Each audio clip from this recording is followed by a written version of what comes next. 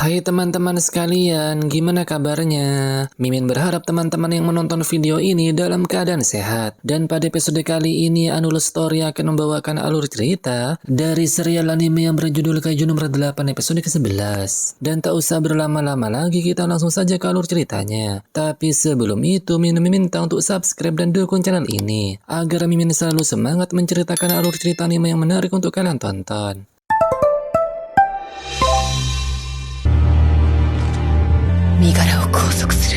Shin kemudian berpindah ke markas pusat, dan ternyata para direktur telah mengetahui jika Kaiju nomor 8 muncul di pangkalan Tachikawa. Mereka juga tak menyangka jika Kaiju nomor 8 bisa menyusup ke pasukan pertahanan. Dan setelah berdiskusi, dapat diketahui jika mereka ingin berita ini tak tersebar ke media, karena ditakutkan negara lain akan bertindak. Terlebih lagi mereka telah melakukan penelitian penanaman jaringan Kaiju ke tubuh manusia. Para direktur juga tak sabar ingin membunuh Kafka dan menjadikannya sebagai senjata biologis. Namun sebelum mereka melakukan rencananya, Shinomiya Isao sebagai Direktur Umum Pasukan Pertahanan akan meminta divisi ketiga untuk menyerahkan Kaiju nomor 8. Dan setelah 1 hari berlalu, nampak Kafka telah diisolasi. Ia pun mengingat perkataan Kikoru, jika Kaiju angka berhasil ditaklukkan maka mereka akan menjadikannya sebagai komponen senjata khusus.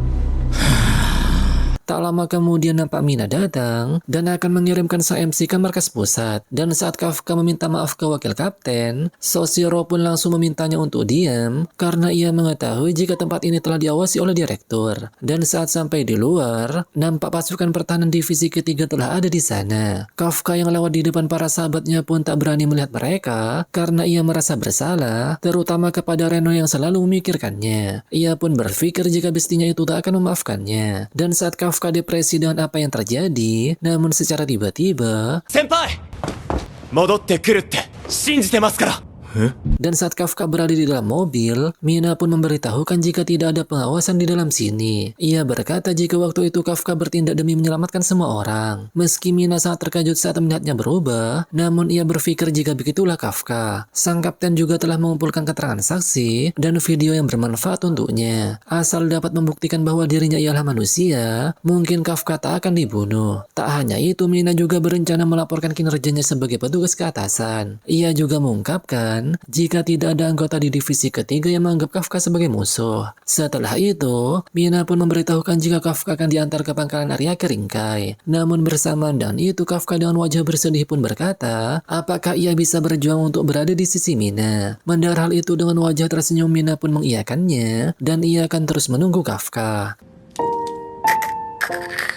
Setelah mobil itu berangkat, nampak wakil kapten menganggap jika Kafka itu orang yang bodoh. Ia pun langsung memerintahkan divisi ketiga untuk memberinya hormat. Namun saat melihat tindakan Soshiro, direktur pun menanyakan mengapa ia memberi hormat kepada Kaiju. Mendengar hal itu, Soshiro pun beralasan jika ia sedang memberi penghormatan kepada sang kapten.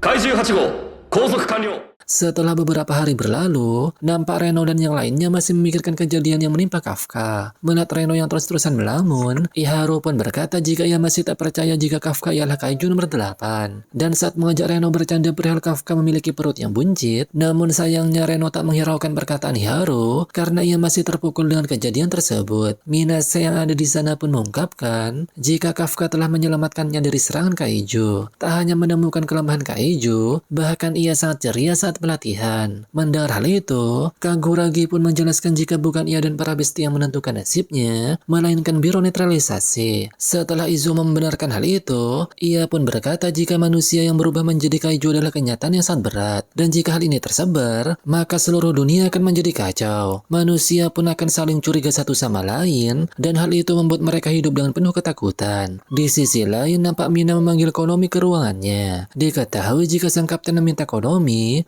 untuk menyusun kinerja Kafka selama ini. Hal itu dilakukan agar Kafka terhindar dari hukuman eksekusi. Di sisi lain, nampak Ikaruga melaporkan kepada wakil kapten jika pembersihan kendaraan rusak telah selesai. Dan saat Ikaruga menanyakan kondisi Kafka, Soshiro pun berkata jika ia harus kembali, karena sebelumnya Kaiju nomor 8 itu mengalah saat bertarung dengannya. Setelah merasa diremehkan, sang wakil kapten pun ingin Kafka mengerahkan segenap kekuatannya saat bertarung dengan dirinya nanti. Di sisi lain, nampak Kikoru menemukan menemui direktur umum. Diketahui jika direktur umum yang bernama Shinomiya Isao ialah ayah kandung dari Kikoro. Dan ternyata maksud kedatangan Kikoro menemui ayahnya yaitu ingin meminta Isao untuk menarik hukuman terhadap Kafka. Terlebih lagi nyawanya telah diselamatkan oleh Kaiju nomor 8. Oleh karena itu, Kikoro pun meminta sang ayah untuk meringankan hukuman Kafka. Namun saat mendengar hal itu Isao langsung menggertaknya karena Kikoro datang hanya demi masalah sepele seperti itu. Ia juga memperlihatkan sebuah berkas kepada Kikoro. Dan ternyata berkas itu berisi röntgen yang menunjukkan dada Kafka. Meski di bagian dada kirinya kelihatan seperti jantung, namun sebenarnya itu ialah inti Kaiju. Mendengar hal itu tentu saja Kikoro dibuat terkejut. Isao juga menegaskan jika Kafka bukanlah manusia melainkan Kaiju. Dan ia juga yang telah membunuh ibu dari Kikoro. Setelah mengatakan hal itu sang ayah langsung meminta Kikoro untuk keluar. Namun sebelum pergi, Kikoro kembali menegaskan jika ia tetap percaya kepada Kafka. Di sisi lain nampak para petugas kembali memeriksa tubuh sang MC.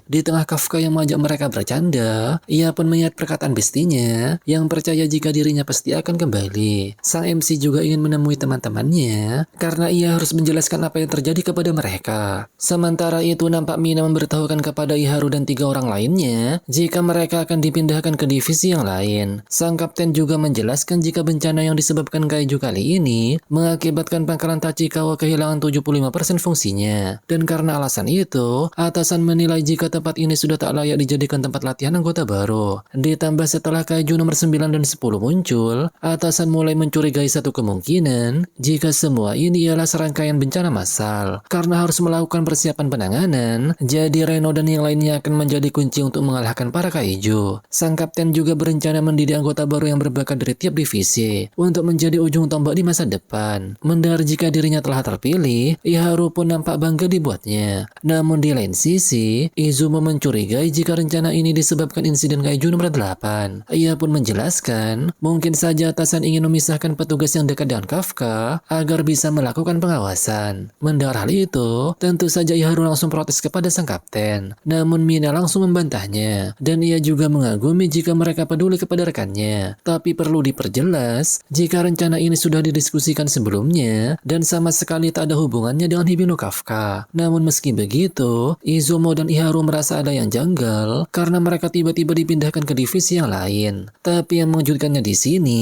Reno dengan tegas menerima rencana itu. Meski Iharu menjelaskan situasi yang terjadi, namun Reno tetap kokoh pada pendiriannya. Melihat sikap Reno, jelas saja mereka merasa terkejut. Setelah itu, nampak Izumo tak sengaja mendengarkan pembicaraan Kaguragi dengan atasannya. Dan setelah ia meminta maaf, Kaguragi pun memberitahukan jika ia tadi menelpon mantan pemimpin pasukan bela diri. Diketahui jika Kaguragi meminta bantuannya untuk meringankan hukuman yang menimpa Kafka. Kaguragi pun menekankan jika ia tak ingin kehilangan rekannya di divisi ketiga. Sementara itu, nampak sang MC kembali mengingat perkataan Mina sebelumnya. Jika Kafka dapat membuktikan bahwa dirinya adalah manusia, maka mungkin saja ia tak akan dibunuh. Setelah membenarkan perkataan Mina, Kafka pun bertekad akan membuktikan kalau dirinya ialah manusia. Tak lama kemudian, Isao dengan tatapan tajam datang menemui Kafka. Sementara itu dari kejauhan, nampak Kikoro dan direktur yang lain mengawasi mereka dari luar ruangan. Setelah Kafka mengatakan dengan tegas jika dirinya bukanlah Kaiju, entah mengapa Isao minta petugas untuk membuka kurungannya. Di tengah para petugas yang terkejut karena hal itu akan sangat berbahaya, nampak Isao kembali menegaskan jika Kafka memang benar berlevel Dai Kaiju, maka kurungan seperti ini sama sekali tak berpengaruh kepadanya. Terlebih lagi Isao mengetahui jika Kafka duduk dengan tenang karena keinginannya sendiri. Setelah membukanya, Kafka merasa jika Isao akan mendengarkan ceritanya. Namun sesaat kemudian,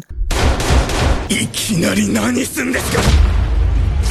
melihat hal itu, Kikoro pun nampak khawatir kepada sang MC. Setelah mengambil sampel darah milik Kafka, Isao pun memberitahukan jika di dunia ini makhluknya bisa menahan peluru dengan tubuhnya, tak bisa disebut sebagai manusia. Namun meski begitu, Kafka kembali meyakinkan jika dirinya bukanlah Kaiju nomor 8 melainkan Hibino Kafka. Setelah mendengar hal itu, Isao pun langsung mengeluarkan senjata khusus yang diambil dari sel Kaiju nomor 2. Setelah persiapannya telah selesai, Isao pun berkata jika ia akan menghukum Kaiju nomor 8. Melihat hal itu, Kafka berencana tak akan bertransformasi sepenuhnya karena sang MC harus membuktikan jika dirinya adalah manusia. Namun secara tiba-tiba, Setelah menyerang Kafka dengan kekuatan yang sangat dahsyat, para direktur pun mengungkapkan jika Isao dulunya dijuluki sebagai anggota pasukan pertahanan terkuat. Sementara itu, nampak Kafka selamat dari serangan Isao barusan. Meski tak berubah sepenuhnya, namun Isao merasa jika Kafka sudah menyerupai Kaiju. Dan tak lama kemudian, nampak Isao dengan kecepatan kilat kembali menyerang Kafka. Beruntung dia dengan sigap menghindari serangan itu. Karena Kafka tak ingin bertarung, jelas saja ia hanya lari terus-terusan dan berusaha menghindari serangan Isao. Karena jika terkena serangan sekuat itu, tak peduli sekeras apa kulit Kaiju nomor 8 pasti akan hancur dibuatnya. Oleh karena itu, sang MC pun akan berusaha menghindar sampai Isao mencapai limitnya. Namun sesaat kemudian,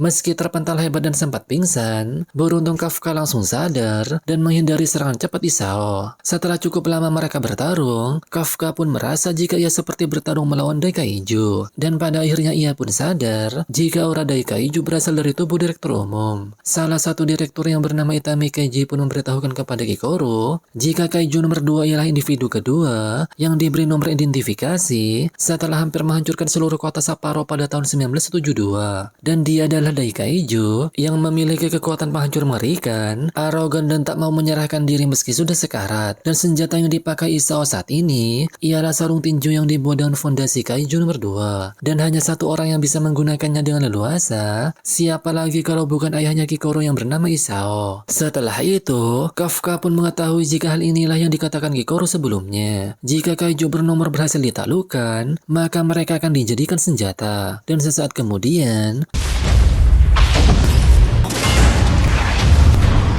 melihat hal itu, Kikoru pun merasa bersyukur karena Kafka berhasil menahan serangan ayahnya. Namun meski begitu, ia merasa jika Kafka bersikap aneh. Bersamaan dengan itu, nampak Kaiju nomor 8 mengeluarkan auman yang sangat mengerikan. Setelah itu, kita diperlihatkan sang MC yang terkekang di suatu tempat. Kafka pun dibuat panik karena ia tak bisa mengendalikan tubuhnya. Tak lama kemudian, muncul Kaiju nomor 8 yang dulunya masuk ke tubuh Kafka dan memintanya membunuh sosok yang ia lawan saat ini. Bersamaan dengan itu, nampak Kikoru berteriak dan meminta Kafka menghentikan serangannya karena ia adalah manusia. Dan sesaat kemudian,